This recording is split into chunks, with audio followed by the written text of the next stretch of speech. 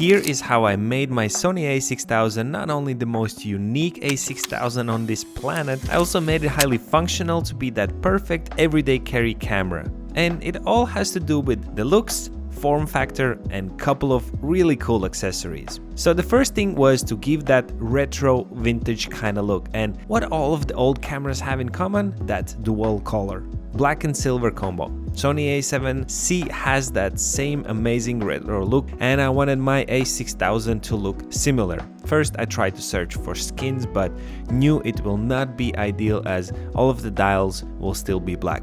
Then I looked to replace the top part of the camera, and there are a lot of options online to buy them for really cheap, but the problem, most of them come without the flash model, which means when you replace the top cover, the flash would stay the same and be black, sticking out like a sore thumb. So I got this top cover with all the buttons, wheels and flash in silver. Yes, much more expensive, about 60 bucks, but in my opinion totally worth it. I got few more things to complete the look, but we'll leave all the links for all of these items in description.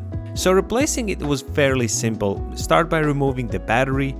Make sure you have a very tiny screwdriver, and having a magnetic one would be a game changer especially when reassembling everything back. Lots of light and tweezers are good to have too, because the screws are really tiny.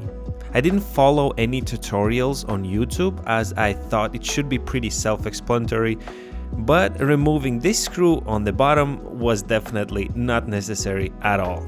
You do have to remove these two screws here inside the battery compartment, as well as this one here on the side. You also gotta pop the flash out to access these two screws that are hidden inside. But I suggest to keep track of where each screw goes because they definitely are different length.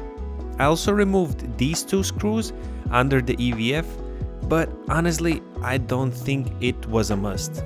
And by the way, if you're wondering how I got all these different angles and movement, let me reveal a bit of that behind the scenes for you. So for the main overhead shot, I'm using an amazing Neewer C-Stand and very flimsy arm, this sort of extension which actually is supposed to be clamped to the table. I definitely need to upgrade that. A7 IV and Sigma 24-70 on it, as well as ambitful 200 watt light with small rig lantern, perfect for soft light. Obviously a lot of light coming in from the window, but since a lot of these shots are static, to give motion I actually used a slider from Axon Top Rig S60. Very simple setup with the NPF battery and bunch of buttons and knobs to control the movement.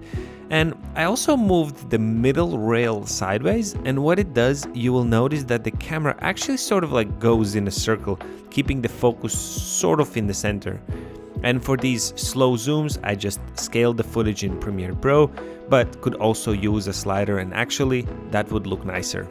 Then I used a couple of tripods, and Sony A6700 was my B cam.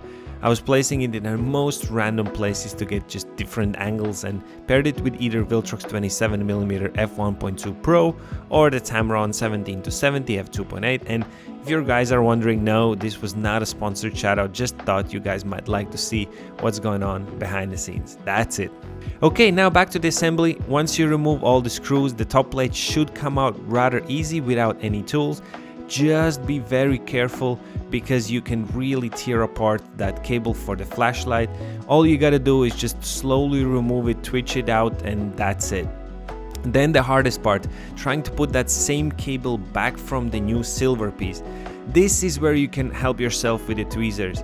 And after like good 10 to 20 minutes, I finally managed. Then just pop the plate in its place, and after that, all you gotta do is just get them screws back in. And again, this is where the magnetic screwdriver would really come in handy.